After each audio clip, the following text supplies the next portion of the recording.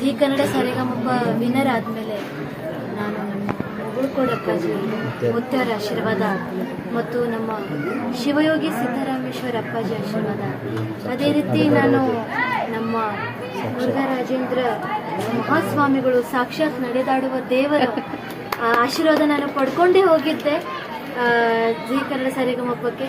So ಅವರ ಆಶೀರ್ವಾದ ಪಡ್ಕೊಂಡು ನಾನು ಗೆದ್ದಿದ್ದೇನೆ ಅಂತ ಅನ್ಕೋತೀನಿ. ಯಾಕೆಂದರೆ ಅವರ ಆಶೀರ್ವಾದ, ಇಲ್ಲಿನ ಮಹಿಮೆ ಭಾಳ ಇದೆ. ಮನಸಾರೆ ನೀವು ಏನು ಬೇಡ್ಕೊಳ್ಳಿ ಅದು ನಿಜವಾಗ್ಲೂ ಸತ್ಯ ಆಗುತ್ತೆ ಅಂತ ನನಗೆ ಅನುಭವ ಇದೆ. ನಮ್ಮ ಮಹಾಸ್ವಾಮಿಗಳ ಆಶೀರ್ವಾದದಿಂದ ಆ ಥರ ಅವರಲ್ಲಿ ಶಕ್ತಿ ಇದೆ. ಅದೊಂದು ಭಕ್ತಿ ಇಂದ ನೀವು ಪೂಜಿಸಿದ್ರೆ, ಅವರ ಆಶೀರ್ವಾದ ಪಡ್ಕೊಂಡ್ರೆ ನೀವು ಮನಸಾರೆ ಏನೂ ಬೇಡ್ಕೊಂಡಿದ್ದು ನಿಜವಾಗ್ಲೂ ಸತ್ಯ ಆಗುತ್ತೆ.